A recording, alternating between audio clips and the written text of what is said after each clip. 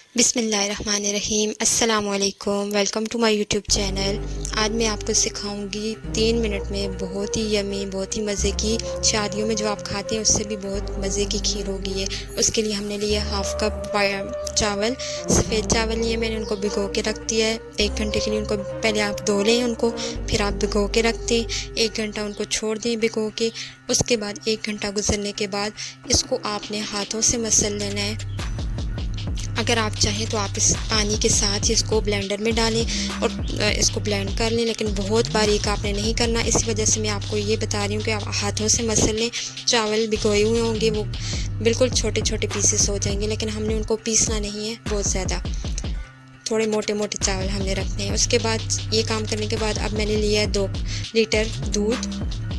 2 litre दूध लेके मैंने इसको चूल्हे पे चढ़ा दिया फुल फैट मिल्क है। अब इसमें जो भिगोए हुए चावल थे जिनको हमने हाथों से मसला था वो मैंने इसमें शामिल कर दिए। ठंडे दूध में ही हमने इसको शामिल कर देना है। साथ ही मैंने 4 से 5 इलायची भी शामिल कर दी, ताकि खीर में जो जायका है इलायची का वो भी मज़े की खुशबू, इसकी खुशबू अच्छी सी आ सके।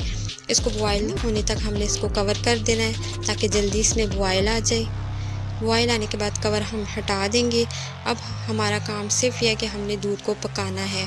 उसमें अब मैंने शामिल कर दिया है कोकोनट, बादाम और पिस्ता। ड्राई फ्रूट्स मैंने इसी टाइम पे शामिल कर दिया, आप चाहे तो आप बाद में भी शामिल कर सकते हैं। और ये शामिल करने के बाद अब हमने दूध को पकाना है, अच्छे से पकाना है। ये खुश्क होगा दूध और इसी में चावल हमारे पकेंगे। 20 से 25 मिनट तक आपने हाई फ्लेम पे उसको पकाना है, लेकिन आपने उस वक्त पास होना है क्योंकि दूध को बॉयल आएगा तो वो गिर भी सकता है। तो इसके बाद आप कोई भी ऐसे चमचा ले लें, फ्लैट सा चमचा हो जिससे आप चावलों को पीस सकें। तो चावल जब आप इस तरह से पीसेंगे तो उनकी लैस निकलेगी और वो सही से गल भी जाएंगे। इस तरह करने से चावल हमारे गल जाएंगे। इसके बाद अब मैंने शामिल किया इसमें 1 कप शुगर चीनी का।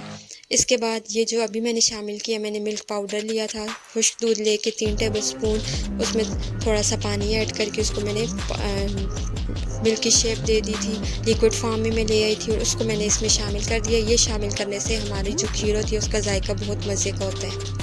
अब दोबारा से हमने इसको पकाना स्टार्ट कर देना और हमने तब तक पकाना है जब तक कि हमारी खीर गाढ़ी नहीं हो जाती। आप खीर को टाइम लगेगा पकने में, लेकिन जब खीर पक के तैयार होगी आप अपनी मर्ज़ी के हिसाब से देख लें कि आपको कितनी गाढ़ी खीर चाहिए। उसके बाद आप उसको बंद कर दें और आप उसको डिश में डाल के तो ठंडा होने के लिए रख दें। ठंडा करने के बाद जब आप इसको खाएँगे तो जो भी इसको खाएगा आपकी तारीफ़ ज़रूर करेगा। तो आप भी इसको घर पे ज़रूर ट्राई कीजिएगा। मुझे उम्मीद है आपको ये रेसिपी पसंद आई होगी। सिंपल इजी रेसिपी है, घर पे ज़रूर बनाइएगा। और अगर आपको रेसिपी पसंद आए तो मेरी वीडियो को लाइक, और अगर आपने मेरे चैनल को सब्सक्राइब नहीं किया तो वो भी मेरे चैनल को भी सब्सक्राइब कर दीजिएगा।